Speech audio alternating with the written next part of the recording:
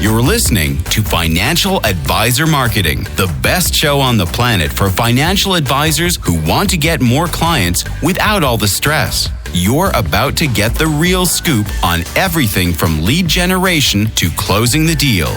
James is the founder of theadvisorcoach.com, where you can find an entire suite of products designed to help financial advisors grow their businesses more rapidly than ever before. Now, here is your host, James Pollard.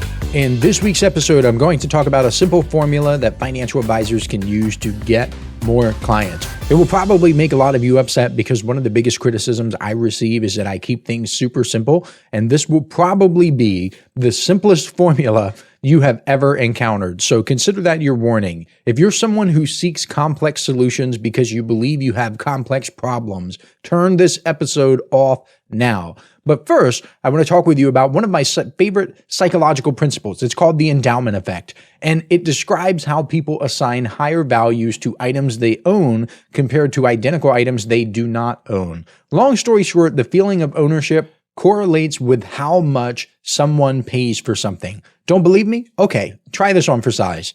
You probably feel as if you own your home more than you own a gallon of milk in your fridge.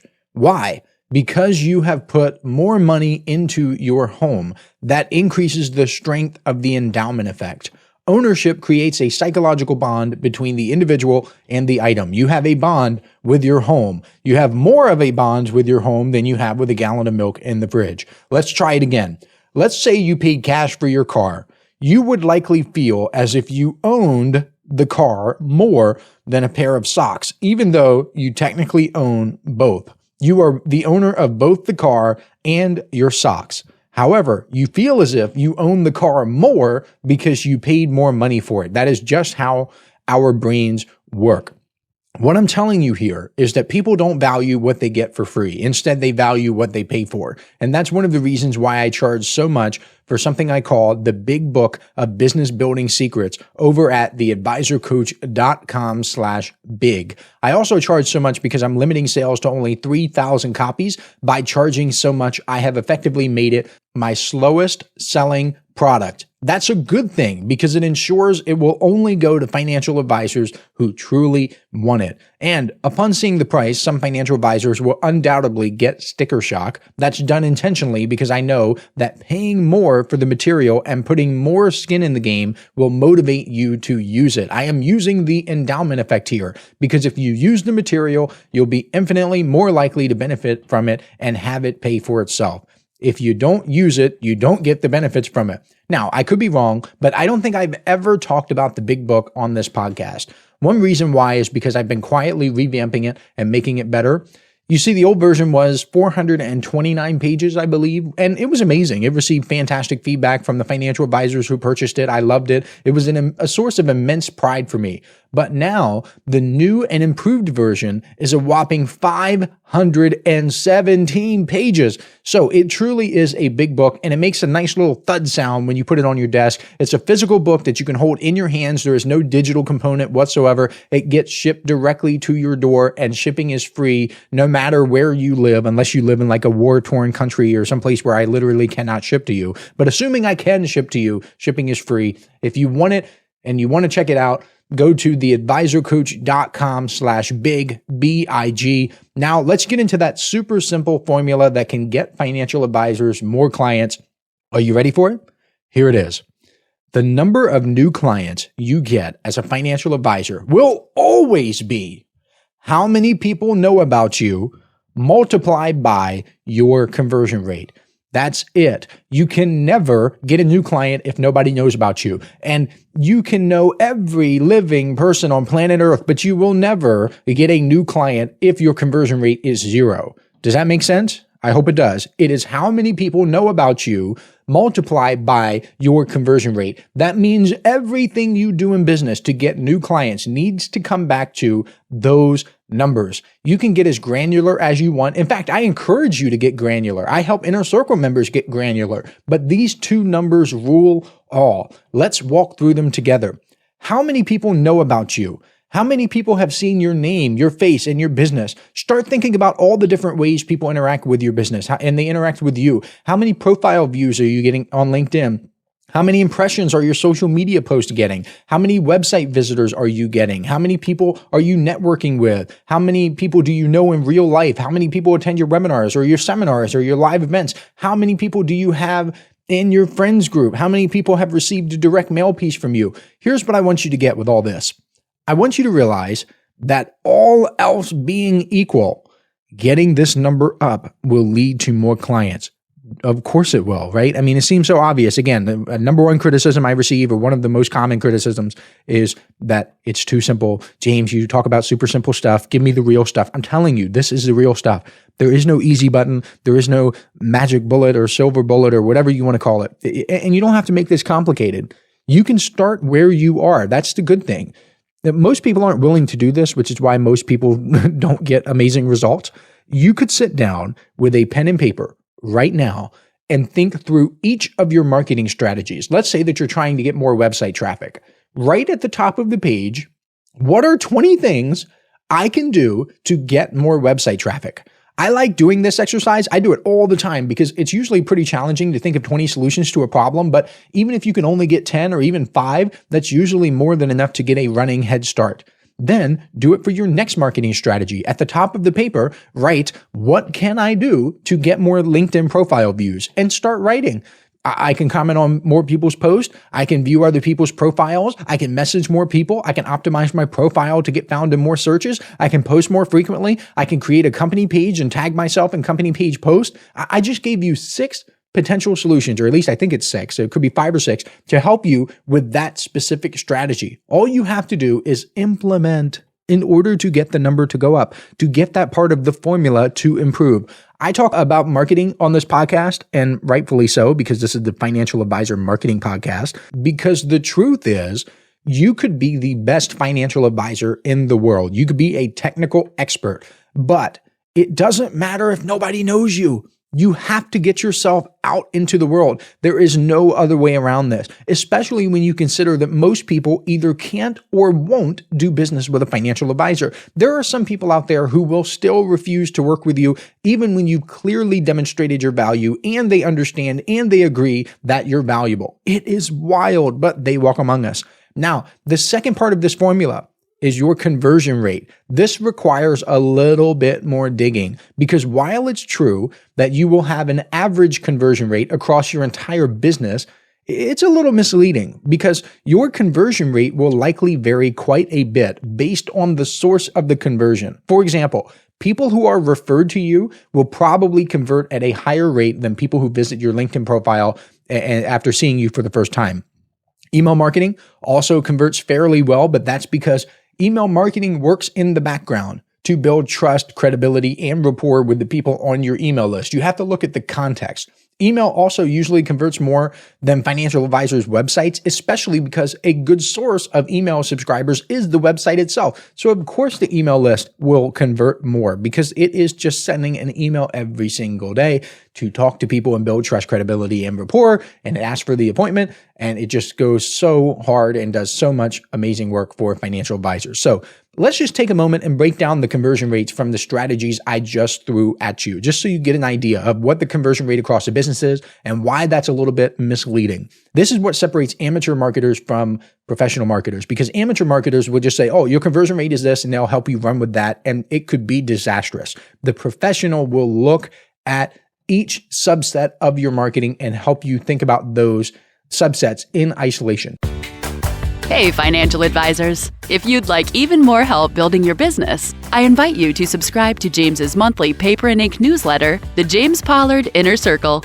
When you join today, you'll get more than $1,000 worth of bonuses, including exclusive interviews that aren't available anywhere else. Head on over to theadvisorcoach.com/coaching to learn more. So let's say that 20% of all your referrals end up becoming clients. Now, you don't have to keep track of this. I'm just going to give you an example. Don't worry about trying to think about all these numbers. I'm just going to give these to you and I'm going to explain it, okay? So 20% of all referrals end up becoming clients. Let's say that your LinkedIn profile converts 0.1%, meaning 1 out of every 1,000 people that view your profile becomes a client. Let's say your email marketing conversion rate is 2%. So 2% of your email subscribers become clients. And let's say that your website converts at 0.5%. I'm trying to be conservative here, while also assuming that you're somewhat of a decent marketer. Your numbers will obviously vary for all of these, but let's add them up. 20% for the referrals, plus 0.1% for the LinkedIn profile, plus 2% for the email, plus 0.5% for the website is 22.6. And 22.6 divided by 4, because I just gave you those 4 strategies, means your average conversion rate across your entire business is 5.65%. The problem here is that you can't run your business based on that number, because you need to weigh them accordingly. Even though it's true that your average conversion rate across your entire business is 5.65%, in the real world, you might only get 2 referrals a month, and your website might get 2,000 visitors. So you also need to think about how much effort it will take to improve your conversion rates. Can you feasibly get your referral conversion rate from 20 to 40%? Can you double it? Yeah, I guess you could, but it would take a lot of work and maybe a lot of time. And even then you would only go from 2 referrals a month to 4. You're doubling it, okay, for just 2 more referrals or 2 more clients from referrals. Could you double your website's conversion rate from 0.1% to 0.2%? Probably. And it would probably only involve changing the language or the structure of the website. It would be a heck of a lot easier. I talk about this in my video program, The Client Getting Website, over at theadvisorcoach.com/website. I explain that the secret sauce a lot of financial advisor websites are missing is that they do not do a good job on their home, about us, and contact pages. Those are some of the most, if not the most, visited pages on a financial advisor's website. So it is critical that you do a good job on them. And what's wild is that many financial advisors completely miss the fact that prospective clients are likely to bounce around between them. Meaning, if someone gets to your homepage and is intrigued, that person will likely go to your About Us page to learn more about you and your business. So why not structure your website with that in mind? It kills me when financial advisors don't do this because it's such an obvious win. Why not make that as natural and as seamless as possible? That's what I talk about in the Client Getting Website, but I don't want to talk on and on about it. If you're interested, you can check it out at theadvisorcoach.com/website. My point is that doubling your conversion rate is sometimes a lot easier with certain marketing strategies than others. And because I don't like working harder than necessary, I'm a big fan of going for the low-hanging fruit first. If your website is converting very little, doubling that would probably be easy. So start with that. In last week's episode, I talked about how many financial advisors are addicted to what is called the warrior archetype. That is so true. They're addicted to the process of grinding and hustling and working so hard. They unconsciously make things more difficult than needed because they want to continue being warriors. They want to just be the person that works so hard. I'm far beyond that. I am lazy. I would rather just get my results. Like I've said many times before on this show and in my emails, my bank doesn't deposit extra money for me just because I worked hard to get it. They also don't deduct money from me because it was easy for me to get. So why not begin with the easy stuff? The same is also true with getting in front of more people. It's wild to me, wild how many financial advisors will immediately think they need to make hundreds of cold calls that won't get them anywhere or join all of these groups and chapters and organizations when they could literally just run ads. Now, I get it. Not all financial advisors can run ads. I understand, but assuming they could run online ads, they should. I had a guy the other day, I was talking to him about some things and he asked me, James, how come I don't see you at any of the financial advisor conferences? And actually, there are a few answers to that. The first answer is that I have some stuff that kind of requires me to stay home for right now, and I just strongly prefer doing that. The second answer is that a lot of these conferences are on the West Coast, which requires a 5 or 6 hour flight just to get there. That doesn't include time driving to the airport and sitting at the airport, having TSA get all up in my butt because I'm too poor to fly privately. It also doesn't include travel to and from my hotel once I'm there. It might take me 8 or more hours just to get there, then 8 or more hours to get back to my house. And since I only work about 4 hours per day, that ends up being almost a full work week for me in lost time. That is a big price to pay. The third answer is that logistically, how many people can I possibly meet at a conference? 30, 50, 100. I'm sure that there are wonderful people, and I'd love to meet you. I'd love to shake your hands, give you a hug, get a picture with you, shout out. I would want a picture with some of the financial advisors. I'm not saying they would want pictures with me. I would want pictures with some of these amazing people. Let's say that I'm speaking and 100 people show up to see me speak. I could run an ad today from the comfort of my bed and reach 10 times that many people, especially when you consider travel costs. Why would I spend $1,000 in travel costs to go speak somewhere with 100 people when I could spend the same $1,000 to get in front of 10 times that many people, at least that, without ever traveling, without ever getting probed by a handsy TSA agent, and without ever risking getting my baggage lost by unscrupulous airline employees. Thank you so much for AirTags, Apple. I love that you made AirTags. I can take an AirTag and I can drop it in my luggage and I can track that thing. I'm super OCD about that. Now, of course, a smart man that I really respect this guy, he told me, well, James, that's how you build real relationships. People are more likely to do business with you if they can meet you face to face. And that's true. That is 100% true. But let's go back to our formula. What is the formula? How many people know you multiplied by your conversion rate? If I get in front of 100 people and 10 people say, wow, this James guy is so amazing, I must show him my appreciation by giving him some money, then that is a 10% conversion rate. My front end ads right now might convert at 2%. Some might be 1, some might be 3, but let's just say it averages 2%. So if I show my ad to 1,000 people, 20 of them might give me money. That's much better in my opinion, especially because I wouldn't even have to get out of bed. I could do stuff that I want to do. I could walk around the house. I could work. I could get other things done. I could talk with financial advisors over Zoom. I could do whatever. If I fell victim to the warrior archetype, I would be addicted to the hustle. I would think that the long hours were just part of the game. I would post wheels up or something goofy online and have a whole bunch of other warriors pat me on the back for being such a grinder. Like, you're a good little hustler. But I'm not in the game for applause. I'm not in the game for other men I don't even know to think I'm cool. I'm in the game so my family thinks I'm cool. I'm in the game so my last name is cool. I'm in the game so I can live my life to the fullest. And if you're not down with that, I've got 2 words for you. See ya. And on that note, this is an episode I want you to take seriously. I know I joke around a lot about different topics and things, and I get kind of goofy. I want you to think about how you can systematically and intentionally increase how many people are in your world, how many people know you, how many people see you, how many people you get in front of, and how you can convert more of them. I know this was a short episode, but it's very impactful. I hope you take it to heart, and I will catch you next week. This is thepodcastfactory.com.